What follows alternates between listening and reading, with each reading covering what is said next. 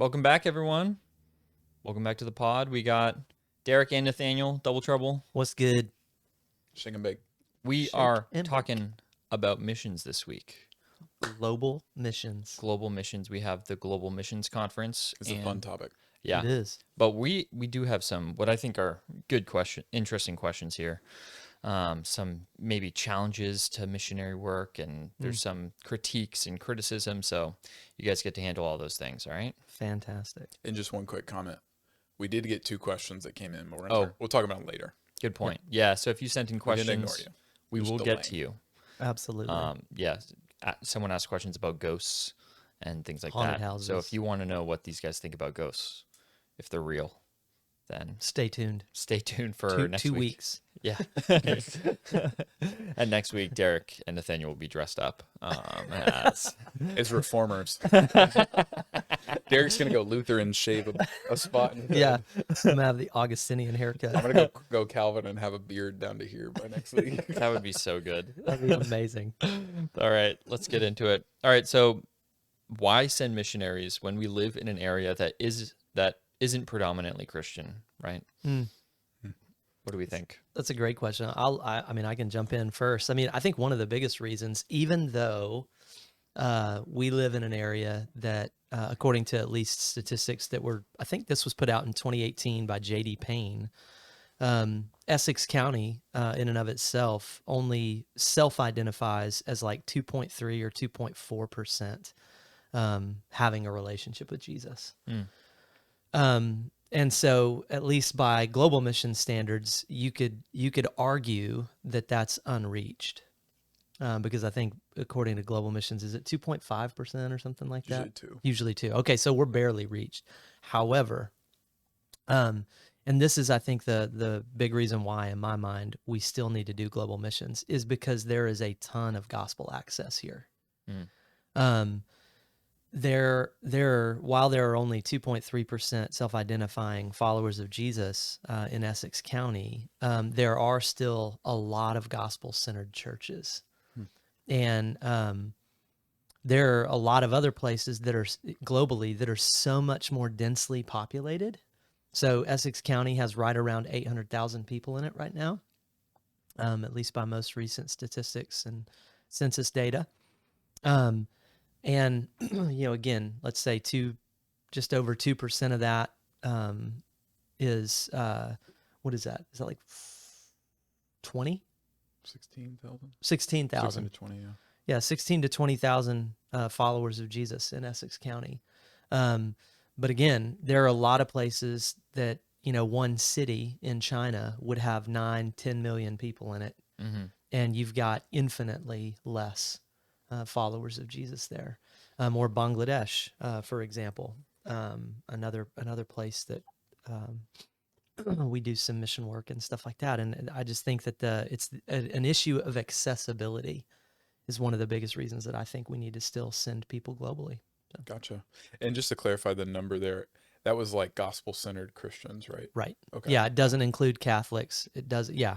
So I mean, when you include the Catholic Church, people who self-identify as Catholic on the North Shore, you're talking that brings you into like 62, 63%. Right? Yeah. So it's just that a lot of people who identify as Catholics, they don't go to church. They may not actually know the gospel. Right. Right. So, Exactly. But that's another issue that again brings us back to this issue of access. There's plenty of access here. Right. Yeah. That 3% is like, again, we don't have God's perspective, but I think that 3% is helpful because it is like, meaning we don't have God's perspective on like who actually is a Christian, who's not, but the 3% of people are identifying like, I have a healthy, growing, vibrant relationship with Jesus because Christianity is so cultural in America. Still to this day, there is a lot of people that may check the box Christian and may have no interest in having a relationship with Jesus.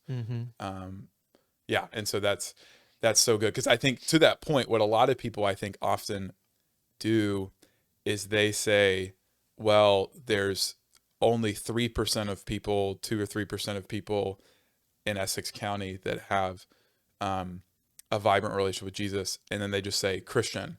And then they go to the internet and they say, well, what's Japan's Christian population? And they see 2%. But the thing is that 2% is in Japan is self-identified Christians. Yeah. But if you look at the self-identified Christians in Essex County, it's probably something like 40-50%. Right. But again, living as disciples of Jesus is far closer to 3%. Right. When you go to the self-identified Christians in Japan, and that you were to ask, if you were to ask that same question, it's probably around 0.3%. Right. And to your point, like gospel access is utterly,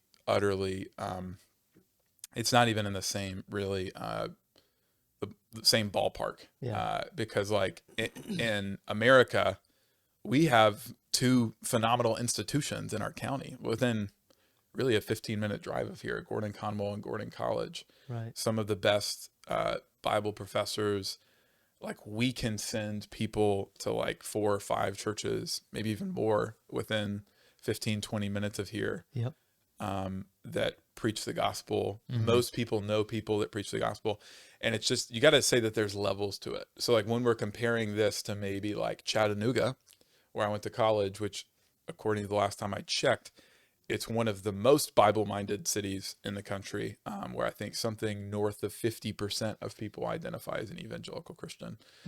To whereas, so it's almost like here on the North Shore is to Chattanooga what Japan is to us, or Dubai is to us, or Amman, Jordan is to us, or a lot of parts of Lebanon are to us. And so, or China is to us. And so we want to be sending people where there are not Christians. And I think we want to hold these two things together, because I think what a lot of churches have done is they've either thought missions is only out there while we don't have to be actively salt and light here, or they're saying, let's be salt and light here. Like we need to batten down the hatches and go all hands on deck, all out here on the North Shore. And Right. we don't really have the time or resources to worry about overseas when we've got fires to put out in our backyard. And it reminds me of a conversation that I had with a professor at Gordon Conwell, Jim Singleton, where he was talking about how we need to move from an attractional church model to a missional church model, which in short is basically like we need to move from, hey, come and see all that we are. We can expect people in our backyard to come to church. They can connect the dots of, I believe in God, but I'm not sure how to be right with God. He was saying we no longer live in that context, right? We live where we have to go and be. We have to be active and on mission wherever we go. We have to be faithfully present, salt and light, the whole 9 yards. But then we asked him, well, what do you think is maybe a blind spot in the missional church? A lot of the missional churches that you're seeing. And he said, most of them pull out of global missions. They make the right judgment that we need to all be on God's mission, but they take it to a conclusion that it shouldn't be taken to, which is let's take all of the resources allocated to global missions and let's put them toward reaching our neighbors. And I think what I took away from that is like they are not mutually exclusive. Right. We need to be very, very active in sending people to plant churches in the places of the world that do not have many churches. And we need to be active where we are. God calls us to do both. He calls everyone to be on his mission, but he doesn't call everyone to go overseas. Right. He doesn't call everyone to go to those places. He does call everyone to be faithful and present where they are and to send people where there's not yet. And you see Paul doing that. You see Paul writing letters continually to where there are churches. And he stays in contact with them. But his main goal was like, we need to get people to Spain, which at that time was like, well, it's now modern day Spain. It wasn't called Spain then, but like we need to get people to the ends of the earth, which that was the ends of the earth to them. That was his goal. Let's get churches where there's not yet churches. And that's what we want to do. I think another reason why, so first, that was a long way that we both highlighted access. I think another reason why that we want to be involved, and we're going to talk in a second about epicenters where we're involved, why we want to be involved in global missions is all sociologists are saying that the world is growing most in the majority world. So Asia, Africa, Latin America, that's where the world is growing. So from a pure sociological, missiological perspective, we need churches wherever there are people. Yeah. We need churches wherever there are people who do not know Jesus, especially. And if the birth rate in the vast majority of the world, the majority world, I'm sorry, is far higher than the West, that doesn't mean we don't need to plant churches in the West. It just means we need to plant ideally at the rate of population growth. Mm-hmm. And for a number of reasons, the population in Africa is growing far faster than it is in America and Europe. The rate of population in the majority of Asia is growing far faster than it is. And so is the church growing overseas? Absolutely. It's growing in the majority world, and that's something to celebrate. But I've seen some people say, well, therefore we need to focus here in the West because the West is declining and the church overseas is growing. But again, I would say we still are called to partner alongside of our brothers and sisters who are Christians in the majority world, because we kind of need all hands on deck. Because just to use Africa as an example, Africa as a continent is just growing so rapidly. Mm-hmm. Now, again, our mission, and maybe we could have a follow-up question if you guys want, about like how our mission might change. Because we're no longer, in many parts at least of Africa, like presenting the gospel for the very first time. So I think I'll just give a quick response to that. Like, I think we might need to look more into like our role in theological education. Is a key thing that America still does have a lot of, Mm-hmm. that at least my African brothers and sisters talk about. They're wanting to go more into education, theological education. So our mission might change a little bit. We're no longer, on the frontier planting churches. We might be helping train pastors and listen to other pastors and how we can train our own people. But we still need all hands on deck, because that's where people, are being born. And we need churches wherever there are people, and there's just far more people over there. So we need far more churches over there. I'll state one more reason, and again, this is perhaps a little bit more obvious, but let's just state it. Let's state the obvious. Like biblically, there's a command to go, Yeah. right? Jesus does say that we need to make disciples of all nations. It's a critical And point there. Yeah. Like again, maybe even as we've been talking about these other practical necessities, maybe we overlooked that, but from start to finish of Scripture, it's God's intention to bless the nations through the work of His Son. Yeah. You see that as early as Genesis 3:15, Genesis 12, where God calls Abraham and says that all the families of the earth are going to be blessed through him. You could look at, there are countless other Old Testament and New Testament texts, but it all crescendos to people from every tribe, tongue, and nation gathered around God's throne, right? Mm-hmm. And there are a lot of people in a lot of these other nations and people groups that have not heard. And so again, that's another reason why we go. I think to that point real quick, like I've heard there were some people at some point that said, well, we've planted churches in every single nation in the world, so haven't we fulfilled the Great Commission?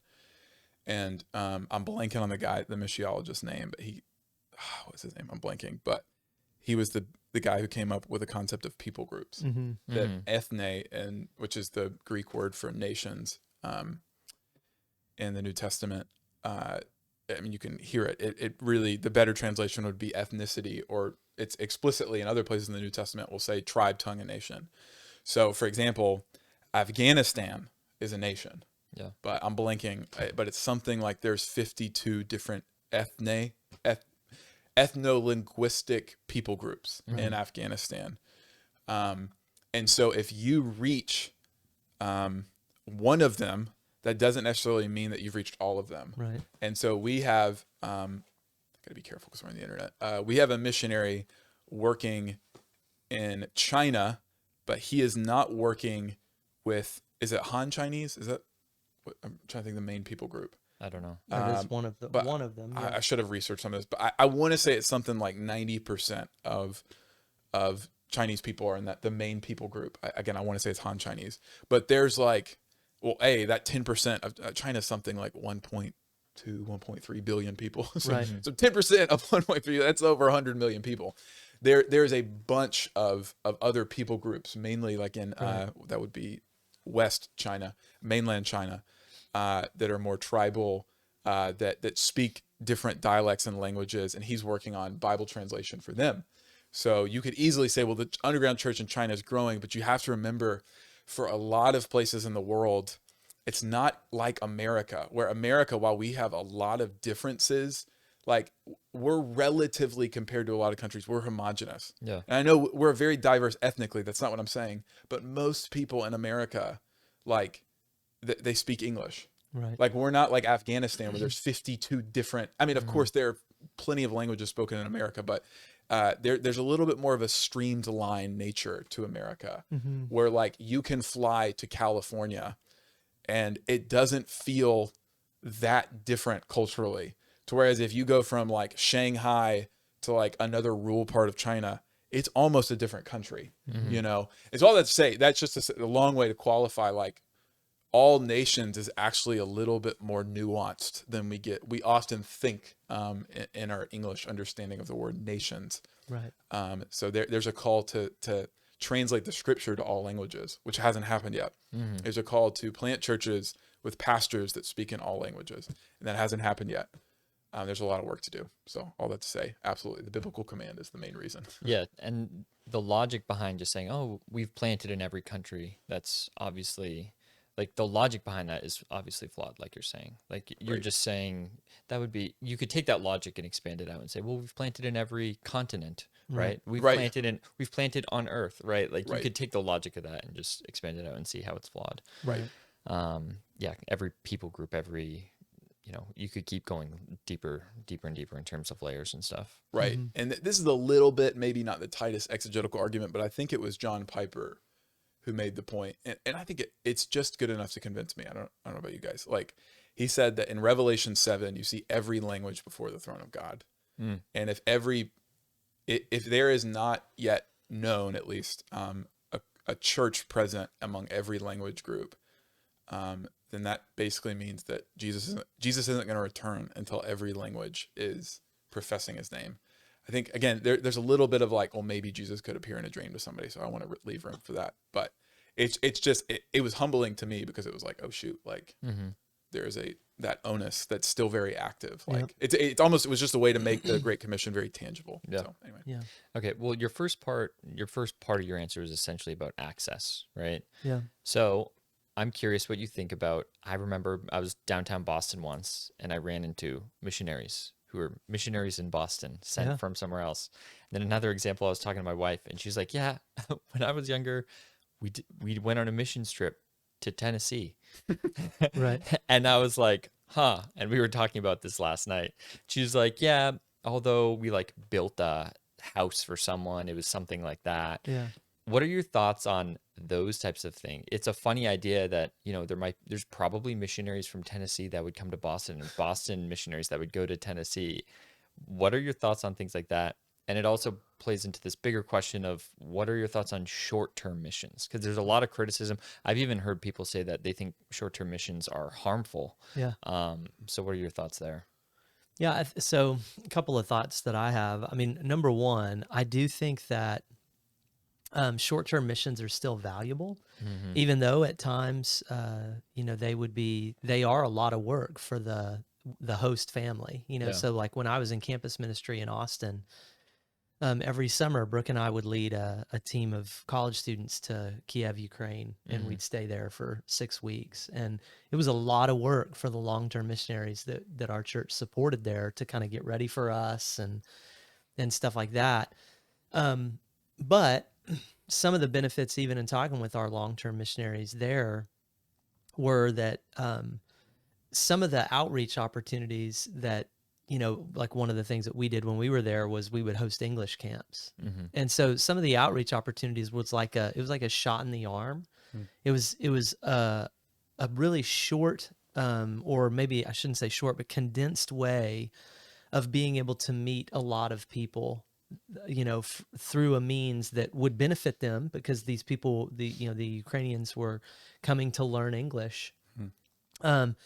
But it gave our long-term workers that were there the opportunity just to start, getting to know some of these people with the possibility of developing long-term relationships with them, Mm-hmm. with the hopes of one day being able to share the gospel. And there were a number of people that, came to faith in and through that ministry, not necessarily while we were there for the 6 weeks, but through the long-term relationships that were established, but that began, Mm-hmm. as seeds were planted while we were there. And so that's at least just one practical thing that I've heard even long-term missionary workers speak to. Yeah.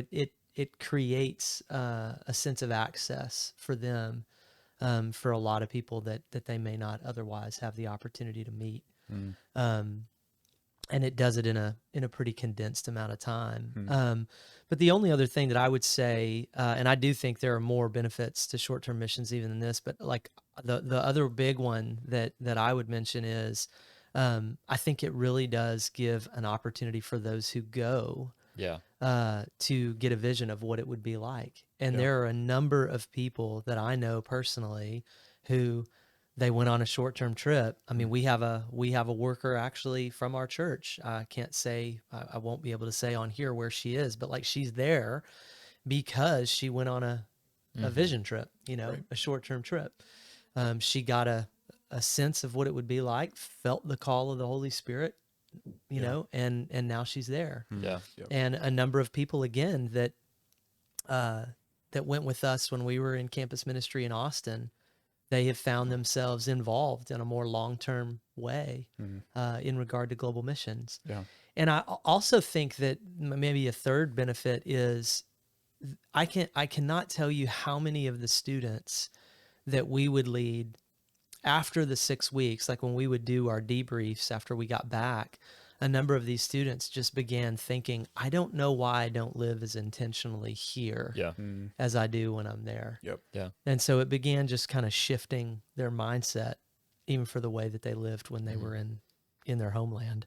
And as that's well, been so. my experience in terms of short term. And I guess part of my question is, I see short term missions, or I've experienced them as being very powerful for the people who go. And actually, in often cases, I'd say they benefit Right. in terms of, change in their mindset or change within their spiritual life, sometimes more than those who they're going to serve. Right. And is that a valid reason for them? Well, one of the things, and this maybe brings me back, your comment makes me think about something in answer to that question, but it also brings me back to the question that you started with. Sure. Like, should we send people to Tennessee? Yeah. Or vice versa? And while again, that may sound at some points like, man, isn't that kind of like a waste? Like there are churches in Tennessee that could be ministering to these people. There are, right? They'll be Like, offended. yeah, but I do think that, again, one of the potential benefits, well, actually I'll mention two. Number one, that's a lot cheaper than going to Ukraine or Sure. flying somewhere internationally, right? And there's some people that, and some churches that just they're not capable financially of being able to go that far. That's a great point. And so is it as valuable? Again, that would be maybe a conversation that we could have over, what is the value proposition of going from Boston to Tennessee versus Boston to, someplace that has a lot less access. And there's a, kind of a cost benefit analysis that we might need to go through in terms of deciding that. But the other thing, like I know our parent church, First Pres up the road, for a number of years, their youth group would go down to Jackson, Mississippi and do construction and things like that there. And one of the benefits that there was present frequently, I would hear both adults, like leaders who would go, but then also students who would go, come back, and their mindset about the poor had changed. And their mindset about even racial reconciliation had changed because of some of those experiences as well. So I still think there's value in being able to do some of that, because coming back to what you just said, Matt, like there's an expansion of vision or mindset. And I think that can be really valuable. Like when you are in the presence of people who aren't as well off as we are, a lot of the assumptions that you might have about those people, they just don't work hard, or they've made bad decisions their whole life. Like you learn their story, and you might actually find out, actually these people work a heck of a lot harder than I do. Mm-hmm. And a lot of the reasons why they are living in poverty is not because of bad decisions. Mm-hmm. They've been striving to make really good decisions their whole life, but because of opportunity and things like that, they've just kind of had the deck stacked against them, so to speak, and it totally and completely changes the way that you interact with people when you get back home too. So Another common one is the thought that they'll be unhappy because they're living in poverty. right, yeah. That's And I need to have a lot of money if I'm going to be happy, right? Yeah. Like so it really shifts that. Yeah, there's definitely a benefit in getting out of your cultural comfort zone, whether that's Tennessee. I know Providence, Rhode Island is another one that our youth group in partnership with FPCs has gone to. But crossing those like boundary lines is huge, I think, in opening. I think they can be harmful, short-term trips, and they've proven to be harmful in some scenarios. So some just maybe guidelines I've heard others say to maybe make them not harmful is you should be invited by someone on the ground. Like I don't think it's ever, or it's rarely, if ever, wise to go on your own initiative uninvited without talking to people on the ground. There are some organizations. Are you talking about for short-term missions? Like how Both. does that apply to global missions? If there's just an unreached people group, The only exception still I apply? would say is if there is nobody on the ground, okay, but almost always there are people on the got ground. it. Very rarely is someone going to do a short-term trip without anybody on the ground. Yeah, Or a long-term trip for that matter. But that would be the only exception is if no one's on the ground. So you should be invited by people on the ground. 2, you should help people on the ground. Like hopefully if they've invited you, you are helping them more than you are burdening them. Because everyone knows if you host somebody, whether it's in your house, whether it's, a group of people, there is a burden that host is taking on. Yeah. Even if it's a joyful burden, it's a burden. So the team should be doing more help than harm they're causing. Right. And I think we don't have to go into all the examples, but we've heard plenty of examples of aid doing more harm than hurt. I mean, there's a whole book on it, When Helping Hurts. Yeah. I think it's Brian Fickert, Yeah. professor at Covenant College, about, I think he points to Haiti as an example. Yeah. Hades is a great Like, example. are we, and he gives some examples of like, you come in, you give goods to a people in need, and you might have a good ambition and goal there, but then what you actually do is you create a system of dependence, because then everybody making goods on the ground is run out of business, and then they got to turn to like prostitution and all these other things. Where you have good endeavors. I'm sorry, not good Intentions. endeavors. Good intentions, but bad results. And so you want to be very cautious, and you should do your research if you're a short-term team that you're helping. So hopefully you're not replacing people on the ground. And if you are replacing people on the ground, they should be like resting. Like you should be coming in to give them a break. I think 3, another thing, you're invited, you're helping, is you are deepening a long-term relationship. Hopefully when you go on a short-term trip, it's not just like we met, we hung out, we did some work together, we're never talking. Hopefully our short-term trips can be strategic to the same places that deepen relationships with our epicenter partners. We'll get to that eventually. They're ongoing, and there's kind of this continual process. And then 4th, I think, I don't want to be legalistic about this 4th one, but you can't go in and live substantially above the level that your missionaries are living in. So if you're visiting missionaries and they're living at a lower middle class, if there's even a middle class where you're going, like you can't go in and stay at a 5-star hotel. I think that's unwise.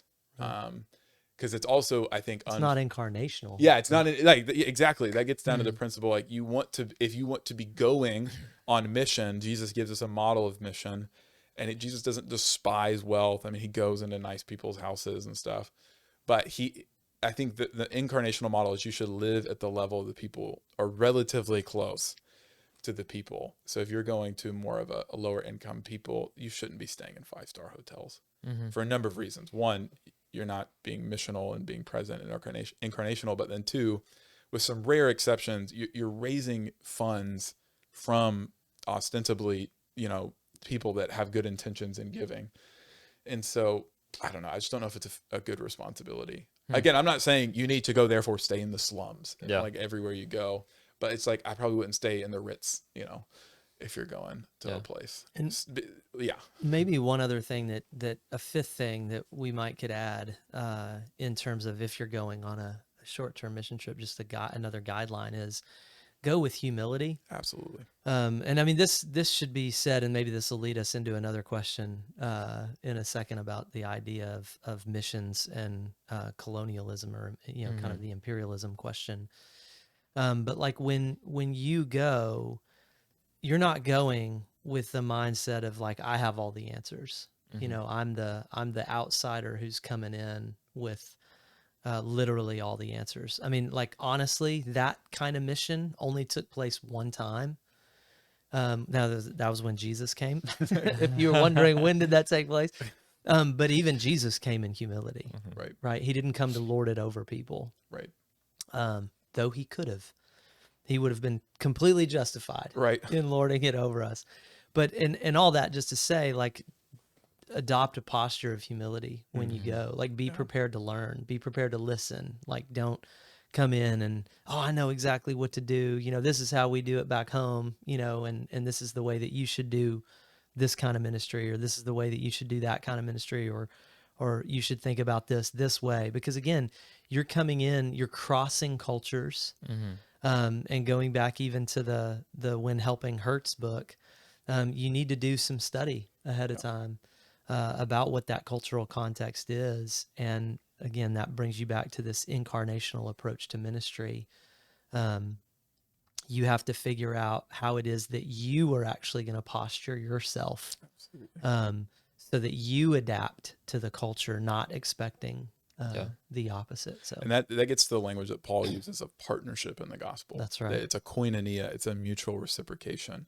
So going back to the first point, like that you were making, Derek, earlier about, yes, it's okay that people are benefited by going. The benefit should be like learning from the other culture, maybe even some of your blind spots. That's right.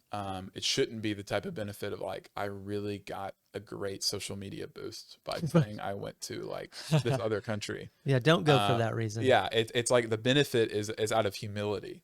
Like, oh, like I don't know if I ever could have learned about my blind spots without partnering with this missionary who's not in our culture. And also, I think increasingly as we get into a post-Christian context, we will need to do far more listening than talking with our Christian brothers and sisters around the world, because a lot of them only have experience in a hostile context. And I think there's not more of a partnership that needs to happen, to whereas in the past, I mean, it's a good segue, is it's been the mentality has been the West to the rest.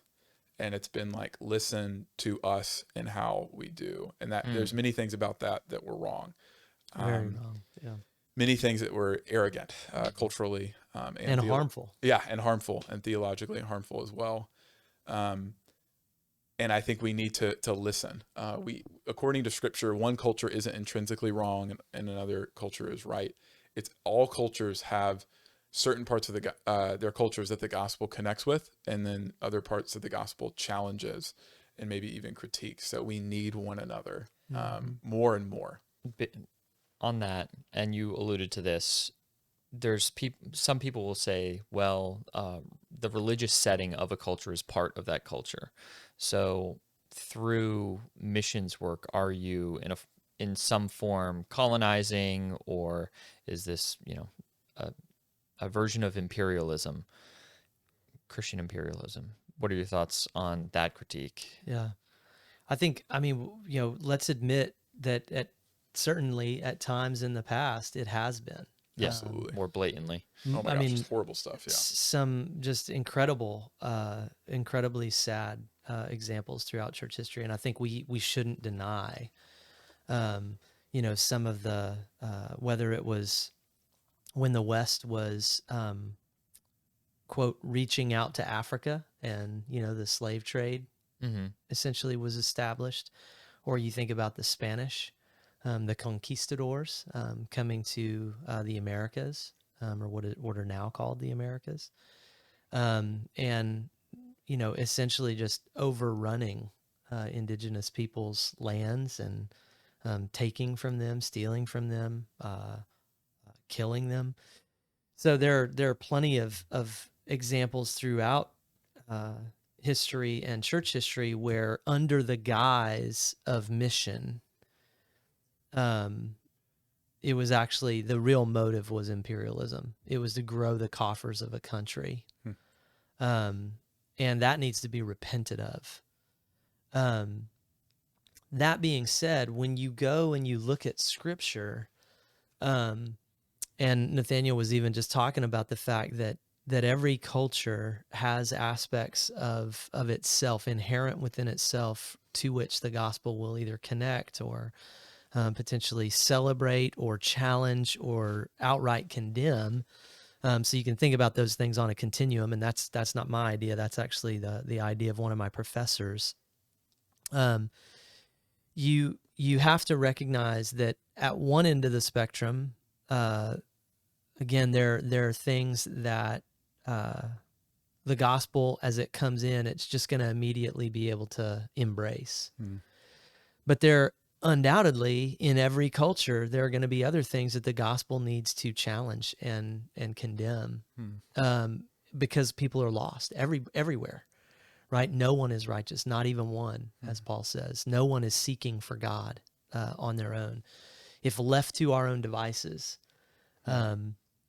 we would never pursue God on our own, and that is even the motive behind the condescension of Jesus in his incarnation and his pursuing us. But when you look at biblical examples of mission, whether it's the mission of Jesus to earth, or certainly in the life of Paul and the early church in the book of Acts, and a number of Paul's epistles, he's, and I think, let's take Galatians or read Acts 15 as a good example, right? Like, when the gospel began moving outside of its original Jewish context or culture, they made an intentional decision in Acts 15, the apostles did, to not make Gentiles into Jews, right? Yeah. It was an intentional decision.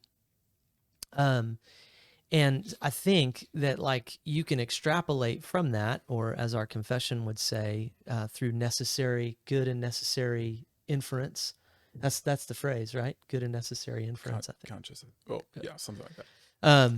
But I think we should be able to say, okay, if that's the case, when we're going into crossing a culture with the gospel, we shouldn't seek to make people American or Spanish or, right? Like, name your ethnicity or your nationality. You're not trying to make them that. You're trying to bring the reality of the gospel. And you're trying to actually make them more like Jesus. You're trying to proclaim the work that Jesus has done. And the amazing thing about the gospel is that it actually can incarnate in every culture. Yeah. And there's a lot of just fascinating study. Like that statement, the gospel is able to incarnate in every culture. That is a fascinating claim when you stop to think about it. It doesn't have to, like, let's give a practical example. A number of years ago, our church, when I was at First Pres, we were supporting some missionaries to India. And one of the things that they began wrestling with, they realized that there were some other missionaries that were on the ground in their city that, as people were coming to faith, they were basically saying, well, if you're now going to get married, because you're now followers of Jesus, your typical, traditions around weddings. So in India, one of the ways that women are known or signified as being married is through wearing bangles, or big bracelets, and then oftentimes some kind of nose ring or whatever. And some American missionaries were like, yeah, you're going to stop that. Now you're going to wear rings. And at your wedding ceremonies, you shouldn't wear, traditional, Indian garb, rather you should wear white dresses and black suits or tuxedos. Well, again, like, where does the Bible So dumb. have, yeah, I mean, like, when you say it out loud, it's kind of like, why in the world would I make that decision? But like, that would be an expression Yeah. of imperialism to some degree. I mean, it's a really simplistic and stupid one, Yeah. but it's an expression of it, right? What you're trying to do in that situation is make people Western, not make people Christian. But again, part of the thinking, I guess, behind all this was Scripture says that Jesus is going to make his bride pure. Yeah. Right. So let's put on a white dress. Well, there might be other culturally relevant ways to describe purity Yeah. that are more closely aligned with Indian culture that you could capitalize on and allow the gospel to connect with, right? Rather than importing and, as a matter of fact, not just importing, but like coercing other people to live according to a Western way. So anyway, those are just some initial thoughts. And I know, Nathaniel, that's you'll really have good. plenty of stuff to say on this too. I think too, like, I think it's helpful to define what is colonization. What does it mean to colonize? And I think it's helpful to contrast it. So colonization is wrong. Right. We should, but there's something that is right, and it's contextualization. Now, sometimes contextualization gets called colonization, and it's not. So we got to really define it. Colonization is saying, okay, if I am person A, let's say America, just because it starts with an A, and then person B is, let's say, Bangladesh. It's saying person B needs to become like person A, that the truth is intrinsically connected to person A. And in order to get the truth, the B has to become the A. Bangladesh has to become American. The standard is set by the culture, and the other culture must conform to the predominant culture, the culture A. Well, in that culture's mind, the predominant culture. I think, to use a biblical metaphor of something, Paul implicitly condemns colonization. It's hidden. It's in 1 Corinthians 12, which he's talking about a local body of believers, but it also applies to the whole body throughout the world. In that passage, Paul is saying that biblical unity is achieved through diversity. So a hand should not say to the foot that I have no need of you, nor should the hand say to the foot, become like me, the hand. Right. It is one body that is unified in Christ. So there is a truth that all cultures are called to connect with, Embrace and submit to. Right. Exactly. And so even to tease out that principle a little more, if all cultures became the hand, if everybody became American, if the foot became a hand, it would be a pretty poor walking mechanism or part of the body. Yeah. If an eye became an ear, you couldn't hear. And so not only is diversity a thing, it's a good thing. But biblical diversity is unity in diversity. All things being united to the head. I'm speaking metaphorically and literally. Well, I don't literally, but yeah, Christ is the head in two senses: the head in the metaphor of the body, but he's also the head of the church, literally the head. So colonization in the past has been, again, Derek, those examples are so helpful. You become like us in our particular cultural nuances. But contextualization is the gospel has come into our culture and has connected with many, many things in our culture. American culture is not intrinsically bad. European culture is not intrinsically bad. But the gospel comes in, challenges many things about our Western values, but then also renews many things in our Western values. Culture itself isn't bad. Sin is bad. Right. But sin has infected many cultures. And so what the gospel comes in and does is it purges the culture of the sin. It doesn't get rid of the culture itself. And I think colonization has been two mistakes, really. Probably more, but two come to mind. One is not seeing the idolization of our culture that we have conflated a lot of our culture with the gospel. The second mistake is we've assumed that many other aspects of the culture in other cultures are intrinsically wrong. But the reality is, as Derek, I think it was Dr. Lim or Paul Lim that came up with that. The continuum. Yeah, it was Dr. Parrott. Dr. Parrott. Okay. Yeah. Dr. Parrott did, and many others have done something similar to that. is that the gospel connects with a lot of things and then challenges a lot of things, and then sometimes in between with every culture. So there isn't one culture that is above all the other cultures, which brings me to another comment. Our Western culture and our secular, there's a secular form of colonization. That's right. That does what it's critiquing, but it's more subtle. And you see this in 1,000 different ways. You see it in Angelina Jolie's comments about how bigoted people in the Middle East are for like prohibiting alcohol at the World Cup last year or 2 years ago. I don't remember when that was. Or the garb of your Middle Eastern, Saudi Arabian garb is intrinsically misogynistic. You're like, it's these blanket statements that are like, wait a minute, you realize you're colonizing, right? And there's a great quote. I had to find it deep in my notes from this guy, Lamin Sanneh. I think he was Nigerian. He was an African professor at Yale of mission and history. And he said this, and it's critiquing, he's doing two things here. He's critiquing secular colonization, which basically says everyone has their right view. Let's just meet in the middle. That's enforcing your view upon other people. That's enforcing a secular culture. That's assuming that your secular culture is perfect, and it's assuming that everyone will eventually come. So he's critiquing that, but then he's also showing how Christianity, it doesn't just celebrate or confront Africanness. It does both. So I'll read the quote. It's a great quote. To be African is to believe that the world is filled with spirits. Africans have always believed the world is filled with spirits, good spirits and evil spirits.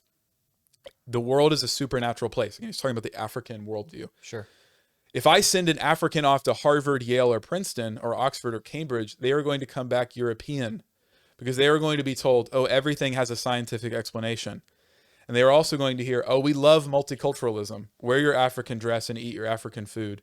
But we are going to destroy your Africanness because we are going to tell you that everything has a scientific explanation. That's a critique. The critique is your multiculturalism diversity is very surface level, because it's basically secularism with a bunch of clothes on it. But Christianity, in its best form, not always traditionally, right? And this is continuing in the quote, right? Exactly. Yeah. This is continuing the quote. Yeah. But Christianity comes along and respects my Africanness. It lets me stay African, because it says, yes, there are evil spirits and good spirits, but Jesus Christ has overcome the evil spirits. And through him, you don't have to be afraid of them. In the end, he says, Christianity is more open to cultural difference than any other religion, certainly more than secularism, because Christianity renews my Africanness.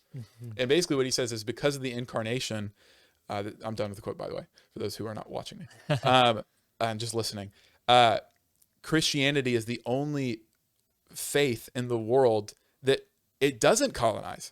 He would say everybody colonizes in some way except for Christianity, because unless you have a God who's utterly other than, who becomes utterly immanent within by taking on humanity, then you're going to fall in the two extremes of God is so distant that we can't know anything, so let's all do our own thing. Or God is so high above and everybody needs to get rid of their cultural differences and conform to that. Christianity is the only way that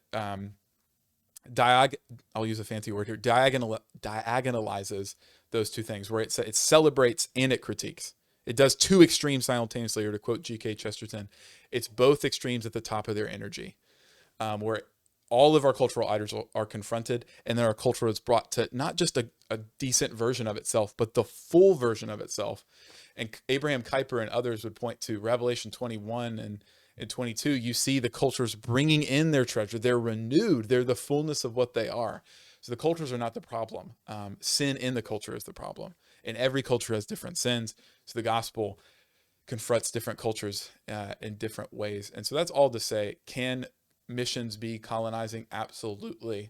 But so can saying, let's not take the gospel other places. Let's let them do their own thing. That's a different form of colonization. It's called the colonization of secularism. And it's very common.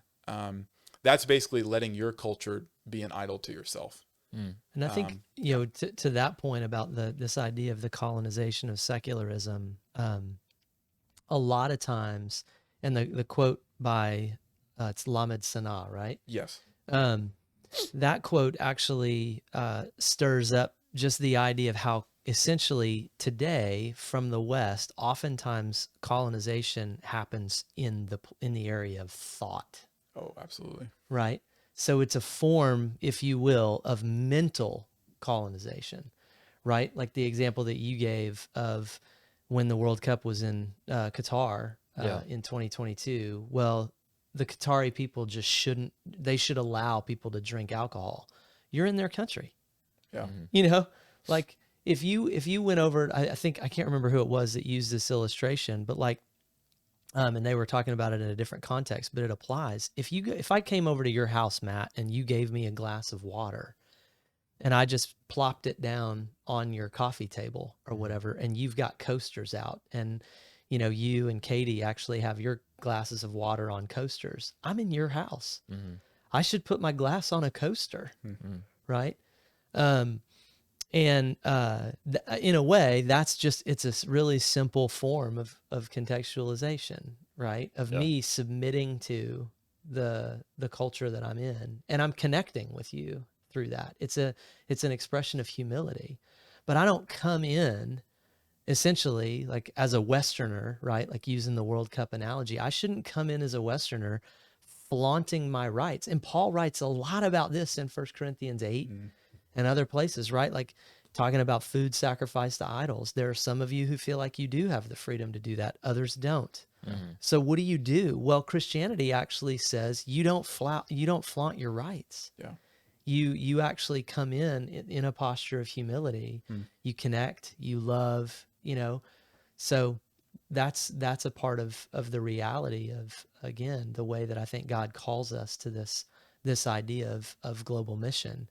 And we have to be real careful as people from the West to make sure we're not replacing one form of colonization with another newer form of it. And a lot of times that's what we're doing.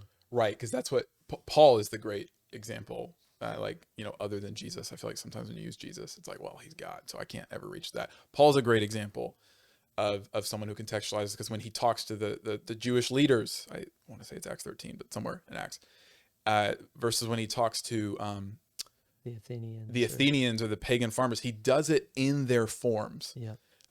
He uses this phrase himself. He becomes all things to all people so that he might save some. He's very humble. He learns. He listens. And so contextualization is not pointing to yourself and saying conform to me. It's pointing to Christ and saying Christ is going to enter into your life and change you from within. And one last comment, just to try to really be clear on even the quote, because I've heard people misapply the idea of becoming all things to all people, right? Like some people will be like, well, you know, I'm in a culture where a ton of people go out and drink a lot and drink way too much, right? So I'm going to do that because I'm going to become all things to all people. The ultimate appeal is to the reality of the gospel and what God has called us to obey, right? So there are some things, and we have to remember this idea of diagonalization that Nathaniel was talking about earlier. There are going to be some things within a culture that the gospel is going to critique, like getting just straight loaded, you know, with alcohol, right? Like if that's, you know, kind of your mentality is like, oh, I can become all things to all people, when in Rome, do what the Romans do, right? Yeah. Right. That's sometimes the way that people hear what Paul is saying in 1 Corinthians 9. That's not the right application of it. Because again, you have to always be asking yourself the question in biblical wisdom, is this expression, whatever the expression is this expression one that the gospel would connect to or celebrate? Or is this one of the expressions of this culture that the gospel would challenge or condemn? Sure. Right. Imagine there's a culture where it's slavery's accepted. Right. Yeah. Right. Absolutely.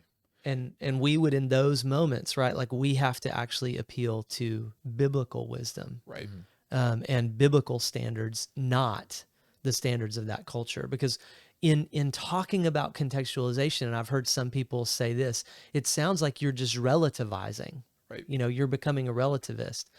In one sense, you could say the gospel does relativize every culture. But here's and Nathaniel pointed out this earlier, there is no culture that is above all the other ones, right? Like Jewish culture, which is the culture in which the gospel started, it is not like cultural Jewishness is not better than every other culture in the world. So in that sense, all cultures have been relativized. They're on equal footing, right? But the thing that what we're talking about here is the idea of contextualization. And contextualization always has a standard to which you are essentially appealing to. Right. And actually, I've been reading, going back through Mere Christianity, and if you want a fascinating treatment of this, read like the first 4 chapters of Mere Christianity, because C.S. Lewis gives some really good illustrations. But I'll shut up for now. Yeah, and I think to your point, you're critiquing people based on scripture, Right. not based on your own culture. Right. So exactly. it's not like, That's oh, your standard. you guys are playing drums in this culture, and the Bible says worship must be super contemplative and like we only sing hymn. It never says that. Right. And so anyway, that's just a quick example. Okay, Yeah. I want to get to this. Beforehand, we were talking about the epicenter strategy Yeah. that Center Grace employs. So can you explain what that means? Yeah, I'll try to give a quick version of it. And so going back a number of years, if memory serves, this was like 2014 to 16-ish, when we were just First Pres. So this was prior to the emergence or the planting of Center Grace. The global missions team at First Pres basically started taking a look at their global mission strategy. They just realized that a lot of the funds that were being raised through Faith Promise and stuff like that, they were going all over the place. There was what the illustration was used. There was more of a shotgun approach to global mission. And so we actually brought in a missions consultant, a guy by the name of Matthew Ellison. Matthew, if you happen to be listening, shout out, bro. Thanks.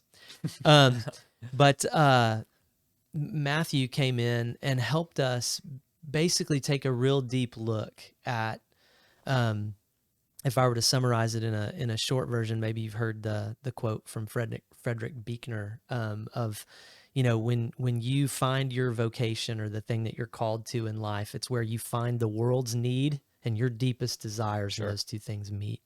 Buechner's quote is much more eloquent than that, but that's essentially what he says.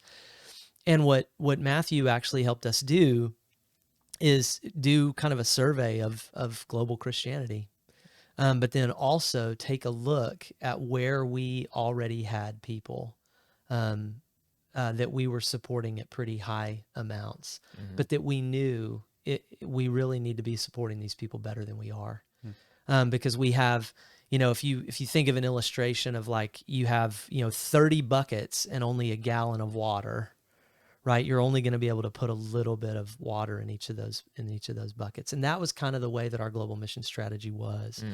But the more that, again, going back to the whole conversation that we started with about global access, when we started seeing the need in specific areas of the world where people were unreached and the gospel was just inaccessible, we were like, that's where we want to begin targeting our giving. And so that's what we did. So we developed, and part of this, again, was because we already had some relationships with people. And so we chose 3 global epicenters, what essentially we refer to as East Asia, Bangladesh, and then just the Middle East. And again, there are specific countries and things like that where we have workers, but we can't tell you where they are, certainly not on the air. But that's kind of how we arrived at this epicenter strategy. We saw we were already supporting some missionaries in those critically needed places, and we wanted to deepen our commitments there. And part of what that meant is, number one, we wanted to be able to start sending more money there, but we also wanted to then begin praying that God would raise up more people from our midst to go there. So we want to see more workers in those areas too. So that's a quick down and dirty version of how we came up with the epicenter strategy. Yeah, and I think it goes to just to double tap on something you said, Derek. It goes to like, given our limited resources, we can't support an unlimited amount of people well. That's not to doubt God's provision. I know it doesn't he own the cattle on 1,000 hills? Yes, but like we're called to steward and be wise of the resources we're given. And because we are very close to Gordon Conwell and Gordon College, we have an abnormal amount of people. It's a great thing that come through wanting to go to missions. So In the area. in the area, yeah, exactly. So not all churches have to really do what we do, which is like think a little bit more quickly or carefully about every single missionary or prospective missionary that comes through. And so given that we have an abnormal amount of people, and that's a good thing, come through and want to go into full-time vocational missions work, we have the ability to be more selective. And I would argue the necessity of being more selective. And again, that is not to any way, shape, or form downplay those who are not going into the epicenters. It's just to say this is where we feel like God has called us to focus on. And that even kind of goes back to the language of, or the metaphor of being a body of Christ. We're not saying everybody needs to be like us. And our meaning, we're not saying everybody needs to focus on the Arab world, Bangladesh, and East Asia. We're saying that this is what we feel like God has called us to do. We do think everyone should maybe focus a little bit more on like places that don't have as much gospel access. Because, I mean, we could go into this, but I'll just mention it briefly. The amount of money that's spent on Christian causes, it is an astronomically small amount that goes to the places in the world that are unengaged, which is, I think, less than 1%. So even less than unreached. The amount of money that goes to plant churches, work with causes in unengaged areas out of all the money Christians spend is just so very small. And we passionately believe that God has called us insofar as we are possible to put as much resources, to send as many people, to partners with as many people as possible in those areas. Because Bangladesh, the Sheikh people group, is the largest unreached people group in the world. Japanese people group is the second largest unreached people group in the world. And the Arab world as a whole is the largest area. I mean, it's kind of tricky when you start finding areas that are like across multiple countries, but it's the largest ethnic conglomeration, for lack of a better phrase, of people groups and geographical specifications in the world. So that, combined with the fact that we already had on the ground work, we were like, that's where we feel like the Lord has called us. And we want to continually go deeper. That being said, this is an ongoing conversation among our missions team. We are a little bit flexible on like, well, what if somebody wants to go to, I don't know, I'm just trying to spitball here, Cambodia or Indonesia, places that have very minimal gospel access, but maybe we don't have someone there yet. And it's like, we're willing to have a conversation about that because our priority is places that don't have many churches yet. So anyway, and part of, just to get real practical too, like part of the epicenter strategy, like I said, the two things that we really want to focus there are people and greater amounts of money. Yeah. So like if you were to look at our global missions budget, and if you come to the missions conference, you'll be able to look at our global missions budget. So shout out, come tonight, come Saturday, come Sunday. You will see that we're trying to put our money where our mouth is. Right. And so that's how we express our commitment to these epicenters. And so to Nathaniel's point, it doesn't mean that if you want to go someplace else, we will give you no money. Right. But comparatively, you will probably get less money. Actually, Yeah. I shouldn't say you probably will. You will get less Right. money. Yeah. And one other group, just to highlight, that we have supported in the past is Covenant Children of the Church. If they're going into full-time vocational ministry, whether or not they're going into the epicenters, would we prefer them to go into the epicenters? Maybe, but that's something the church has committed to as well. Covenant Children of the Church to encourage children of the church, baptized and raised in the church, to go into full-time ministry. And to that point, like our missions budget is $240,000, and I think that's for 2024. I think somewhere close to 180 to 200, I should have done the math before, is going to people that are working in our epicenters. Yeah. And so we do put our money where our mouth is. And just to clarify, someone might be saying, okay, what's the end goal? I don't know if we've said this or not, if we said this before. Our goal is we want to see gospel-centered, Christ-honoring, indigenous-led churches grow among these places. So that we want them to be centered on the gospel, glorifying to Jesus. But the other key word there the first two may be obvious, is all our missionaries hopefully are working themselves out of a job, meaning they are discipling people that are on the ground. Going back to the we don't want colonization, Right. we don't want a white dude sent overseas to make everybody in Syria or Jordan become white American Christians. The goal is they disciple Syrians or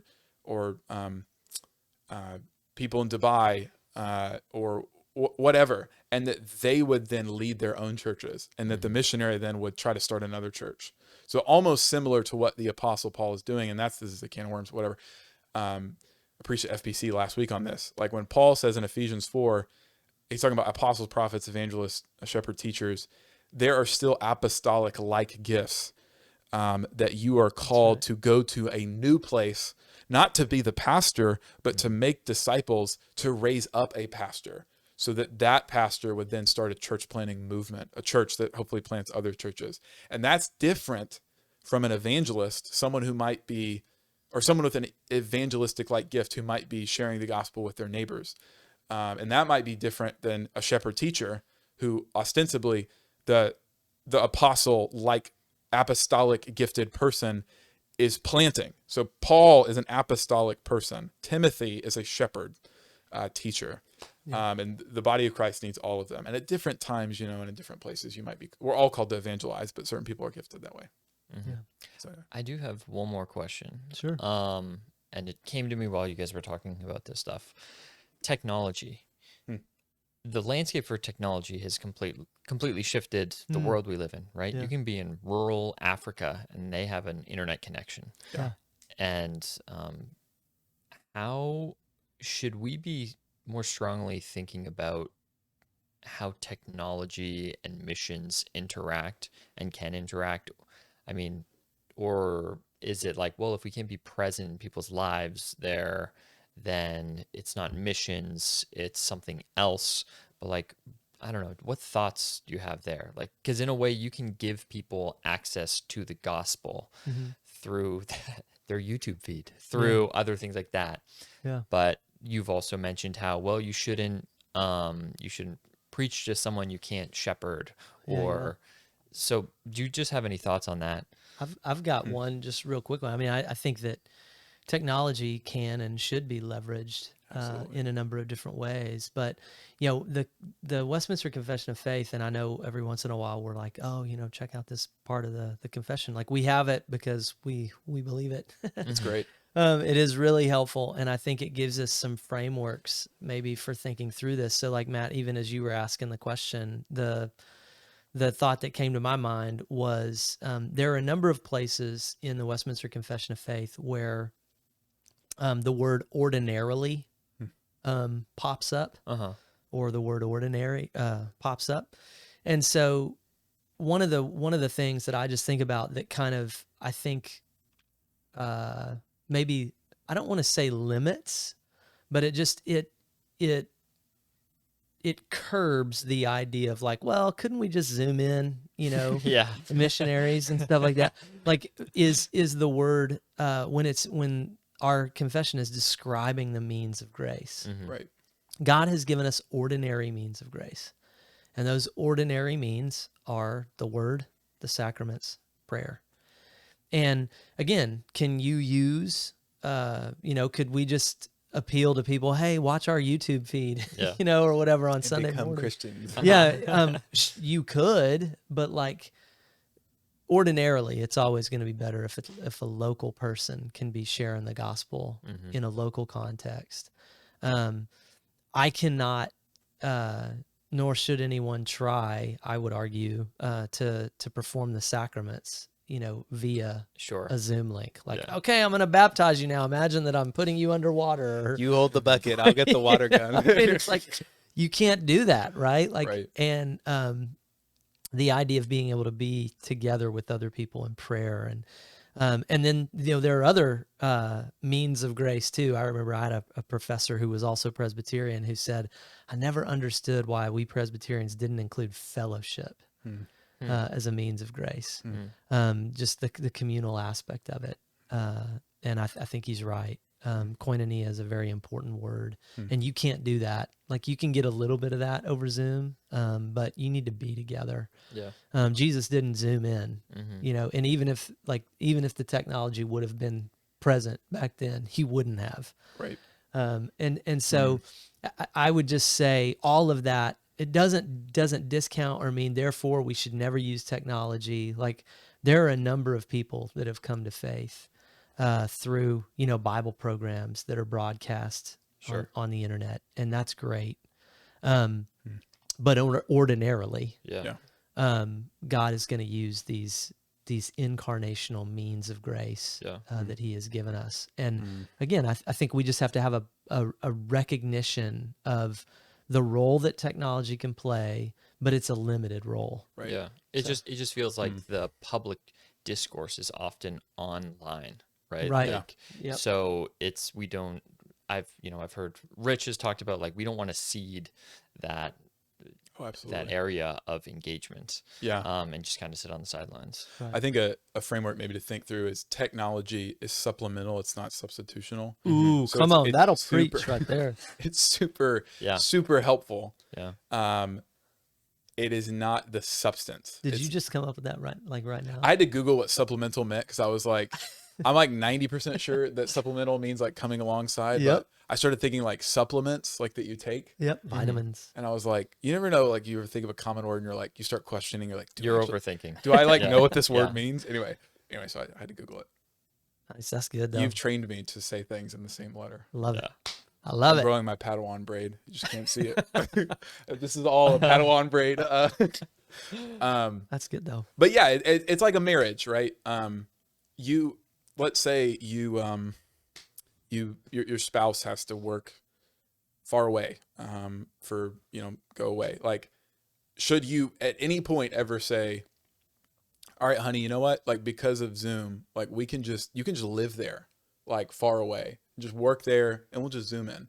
No, it's never substitutional for in-person intimacy or conversations. However, is it incredibly helpful? Absolutely. Like, in so many ways, but it's good. only helpful insofar as there is in-person on the ground stuff. So should we be utilizing every aspect we can of technology? Absolutely.